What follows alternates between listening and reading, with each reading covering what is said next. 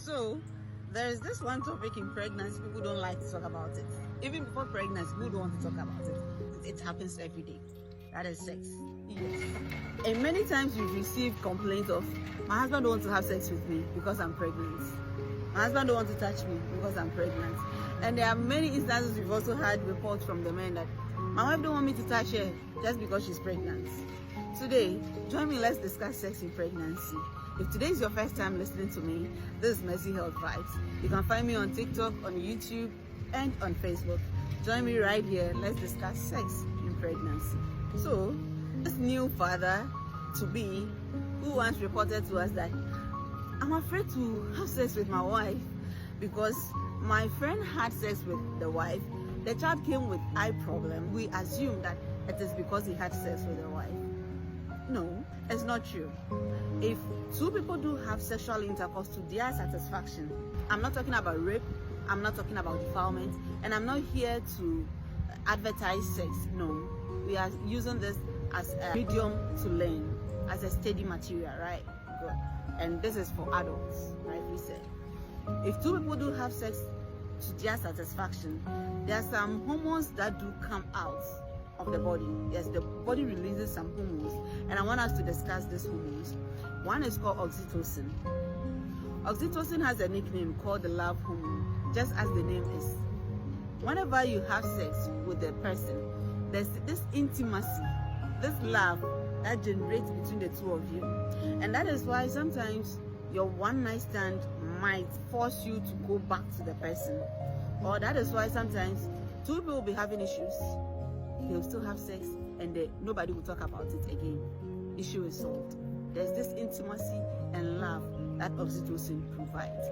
Oxytocin also provides something we call muscle contraction effect. And that is why when you get to the labor ward after delivery, they give you oxytocin. Yes. This oxytocin, what it does is that it helps the muscles to contract to prevent you from bleeding. At the same time, it creates this bond. Remember I told you it's a love hormone. It creates this bond between mother and baby. And that is why they'll tell mommy, start breastfeeding. Yes, oxytocin is at work. Another hormone is called endorphin. Endorphin is a natural painkiller. People who have sex today, they have headache, they'll sleep, you wake up and it is gone. You have some mild pain, you wake up and you can't find where the pain is. Yes, that is endorphin at work. And then there's another hormone called the dopamine.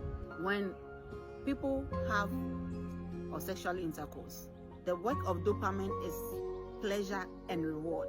And that is why when you start touching the person, stop what you are doing. By the time you realize it is do what you are stopping, right? Yes, because you started something and it is expecting a reward. It will energize you, give you that pleasure to get to your climax. That is the work of dopamine.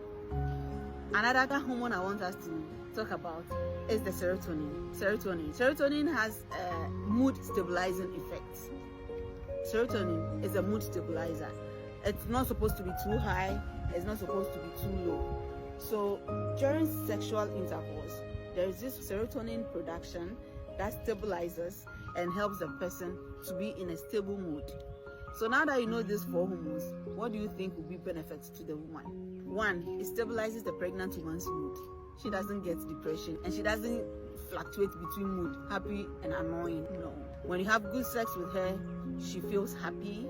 There's low risk of depression, and then there is low risk of high blood pressure.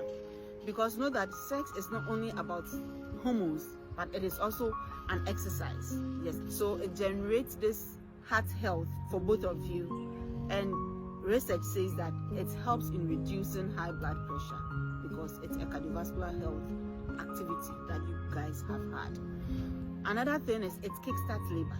It has a potential of kickstarting labor. As I said, oxytocin has a potential of causing muscle contractions.